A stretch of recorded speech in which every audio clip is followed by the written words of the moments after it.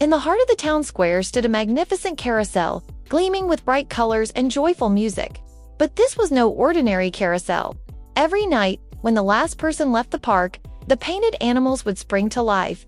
There was Leo the lion, with his majestic mane, Penelope the peacock, with her dazzling tail, and Horace the horse, strong and brave. They were the best of friends, and their favorite game was to see who could spin the fastest.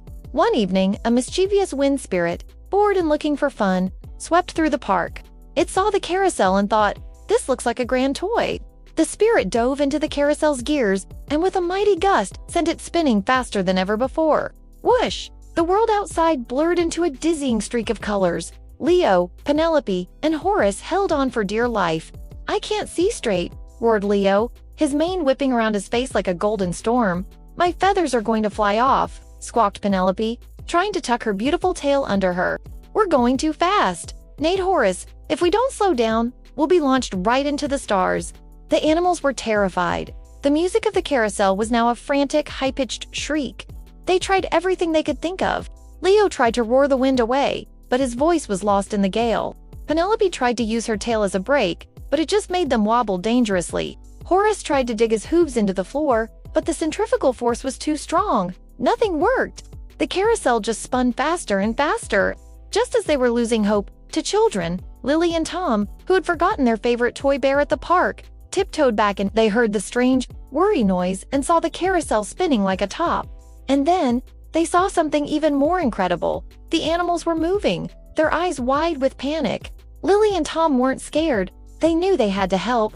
"We have to get to the control lever," Tom shouted over the noise. But the lever was in the center of the spinning platform. Getting to it seemed impossible. Lily had an idea. She spotted a long jump rope in their bag.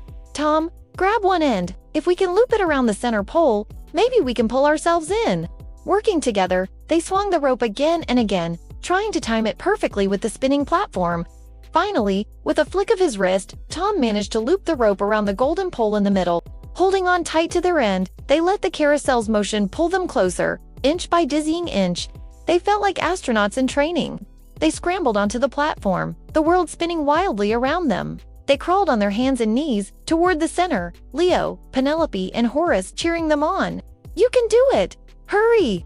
At last, they reached the control box. Lily's small hands grabbed the big red lever. With all her might, and with Tom helping, she pulled it back. Screech, grind, with a groan of protesting metal, the carousel began to slow down. The dizzying blur of colors gradually separated back into trees, benches, and lampposts.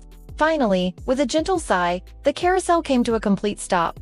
Leo, Penelope, and Horace wobbled on their poles, completely exhausted but safe. The wind spirit, having had its fun, zipped out of the gears and disappeared into the night sky with a giggle.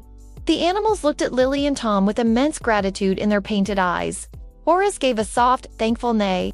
Leo let out a gentle, friendly rumble, and Penelope fanned her magnificent tail in a gesture of thanks. The children smiled, picked up their forgotten bear, and waved goodbye to their new, magical friends. From that day on, the carousel animals never wished to spin too fast again. They learned that sometimes, the best adventures are the slow, steady ones you can share with friends. Thanks for watching our story today. If you enjoyed this magical adventure, don't forget to like this video and subscribe to our channel for more amazing tales. We'll see you next time.